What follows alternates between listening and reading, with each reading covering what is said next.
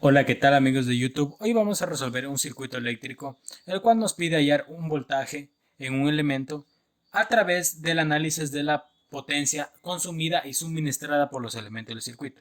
En este caso tenemos los elementos pasivos representados por un rectángulo y tenemos los elementos activos representados ya sea por un círculo o por un rombo. Rombo para los activos dependientes y un círculo para los activos independientes. Como podemos darnos cuenta, tenemos el primer activo que lo llamaremos la potencia P1. Teniendo en cuenta que la potencia es igual al voltaje por la corriente, en este caso vemos que atraviesa una corriente entrando por el terminal negativo, por lo cual multiplicaremos a menos 6 amperios por el voltaje de este elemento activo, que viene siendo 30 volts. Mismo que nos dará un resultado de menos 180 vatios. ¿Ok? Negativo, ¿por qué? Porque indica que está suministrando. Que está suministrando 180 vatios. Ya, luego vamos con el otro elemento activo del circuito. Como podemos ver, es el de aquí, que también es un elemento activo que suministra voltaje, el cual depende de la variable I sub 0, donde podemos ver que I sub 0 vale 2 amperios. Por ende, al hacer la respectiva multiplicación, nos daremos cuenta que esta fuente de voltaje es de 5 por 2, 10 voltios. ¿Ok? Entonces vamos a analizar la potencia de este elemento que viene siendo llamada potencia 6, la cual va a ser igual a, debemos darnos cuenta que tenemos una corriente de 3 amperios que entra por el terminal negativo, en este caso sería menos 3 amperios, multiplicado por el voltaje de este elemento activo, que viene siendo 10 voltios, teniendo así un total de menos 30 vatios.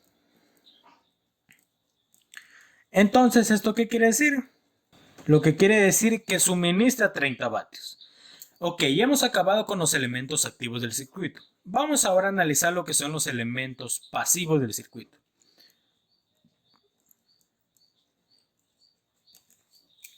Analizando los elementos pasivos, podemos darnos cuenta que tenemos 1, 2, 3, 4 elementos pasivos. Comenzaremos con el primero, el cual su potencia llamamos P2. Entonces, sabiendo que la potencia es igual a la corriente que pasa por el elemento por el voltaje, en este caso tenemos una corriente que entra por el terminal positivo.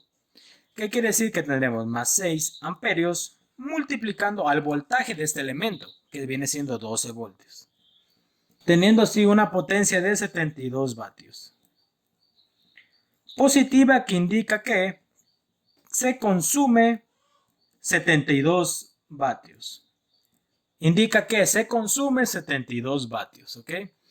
Vamos con el siguiente elemento pasivo, que viene siendo P3. En este caso, al analizar el voltaje V sub 0, nos damos cuenta que es el voltaje del elemento en el que tenemos potencia, P sub 3. Entonces, lo dejamos expresado, teniendo en cuenta que la corriente que entra por el terminal positivo viene siendo 3 amperios, multiplicada por el voltaje V sub 0. Quedándonos así que tenemos 3V sub 0 vatios. Y aquí pasa lo mismo. Consume 3V sub 0 vatios. Ok, vamos analizando el siguiente elemento pasivo, que es el que tenemos potencia sub 4. Para este caso, vemos que la corriente que entra a este elemento pasivo entra por el terminal positivo con 1 amperio. Esto multiplicado por el voltaje de este elemento, que viene siendo 28 volts, tenemos aquí una potencia de 28 vatios. Entonces, esto quiere decir que consume 28 vatios. Y vamos con el último elemento del circuito, que viene siendo el que tiene 28 voltios en la parte de acá arriba y que atraviesa una corriente de 2 amperios. Entonces, la potencia que pasa por este elemento la denominamos P sub 5. La corriente vemos que entra por el terminal positivo y es de 2 amperios. Esto multiplicado por el voltaje de este elemento, que son 28 voltios. Teniendo así un total de 56 vatios. Y esto quiere decir que consume 56 vatios.